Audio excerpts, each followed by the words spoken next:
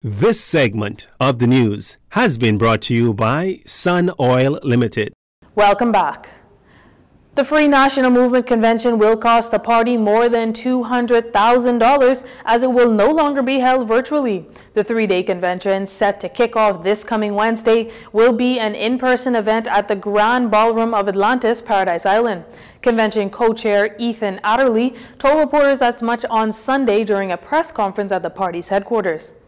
495 delegates from out the Commonwealth of the Bahamas will come together to execute the business of the party, namely considering constitutional amendments, receive reports and resolutions, policies, and review the performance of the party in all aspects, including election of new officers, appointments and ratification of ordinary life members, meritorious council members, and committees. Some 101 persons are contesting positions within the party, including Deputy Leader, Chairman, and Secretary General. The leader position will not be contested as the FNM held a special one-day convention back on November 27th when Marco City Member of Parliament Michael Pintard was elected leader. Outgoing Chairman Carl Culmer shares why this convention is so important for the party as it rebuilds following the loss at the polls back in September 2021. And it's important that we go into convention and elect a new team with new direction, and to ensure that at the end of the day, the FNM as a party is in the preparation to ensure that we look at retaining government at the end of the day during the next election. The convention will be held under the theme Forward United, honoring our past, celebrating our achievements, and charting the future. The convention will start at 8 p.m. on Wednesday with an opening session. Thursday, the 24th, the business of the party will be completed in a closed session. And on Friday, climax with a keynote address from the party's leader. The FNM's last convention was back in 2016. Last Wednesday, while reacting to a government audit into the controversial COVID health travel visa program, former Tourism Minister Dionisio Diagler told a local daily with confidence that the Auditor General's findings prove the travel visa worked well and assured that there is not a penny missing.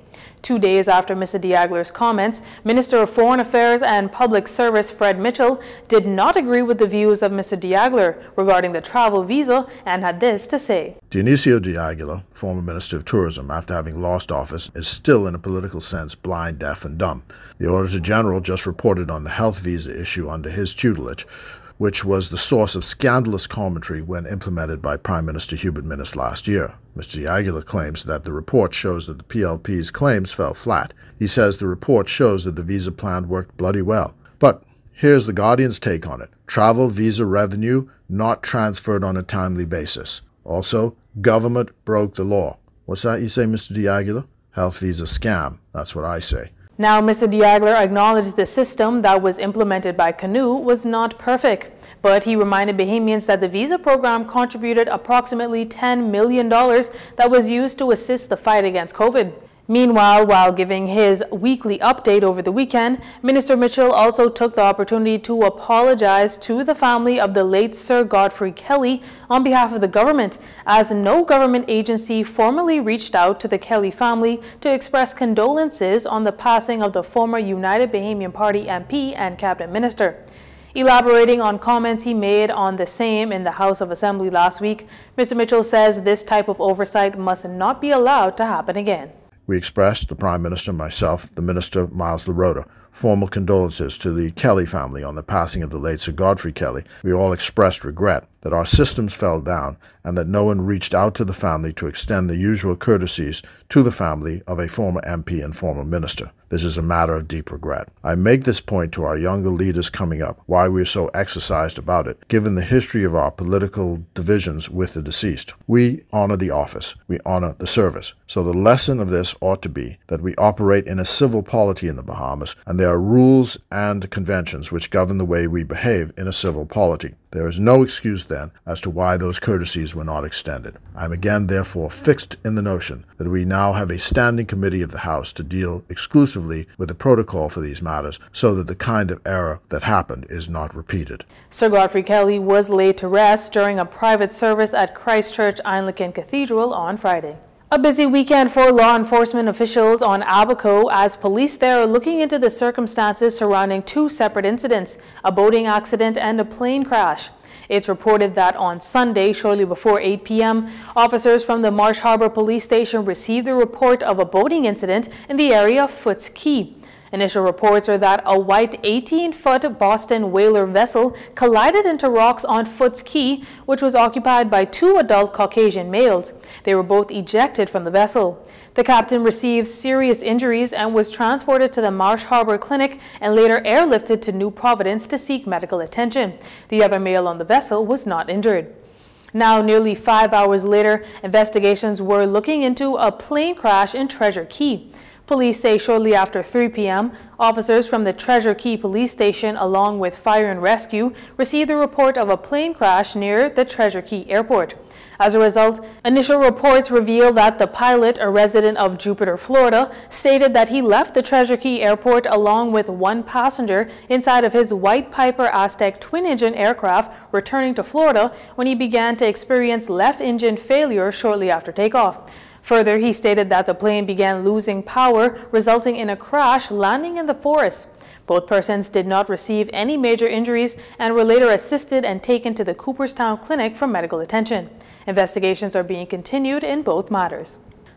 The governing Progressive Liberal Party has challenged its members of parliament to not forget to return to their constituency and engage their constituents, no matter how busy they get with their administrative portfolios. Last week, Member of Parliament for Garden Hills, Mario Boleg, returned to SC McPherson Junior High, where he was once a student. Mr. Boleg presented the principal, Mrs. Shavana Darville, with a check for an undisclosed amount to assist with ongoing programs and projects at the school.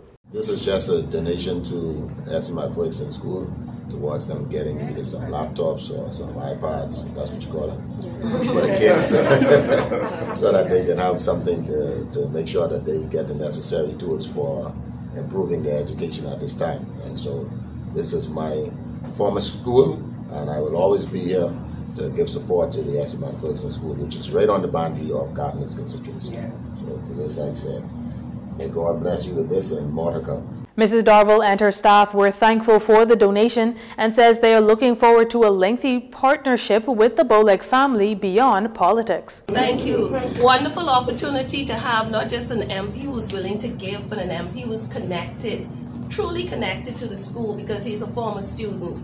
And this being the 50th anniversary of SC McPherson, we do welcome this donation and we will put it to good use. I would want to thank Mr. Boleg and the members of his constituency for thinking of SC McPherson and never forgetting us, because we're going to make this, like Ms. Boleg told me, this is not a 5-year relationship. This is 10, 15, 20 years in the making. All right, so thank you so very much. Okay. SC McPherson is celebrating its 50th anniversary and encourages more of its alumni to visit and contribute to the development of the current students. Well, that does it for news this evening. Once again, I'm Tyler Simonet, and from all of us here at JCN News, have a good evening, everyone. This segment of the news has been brought to you by Sun Oil Limited.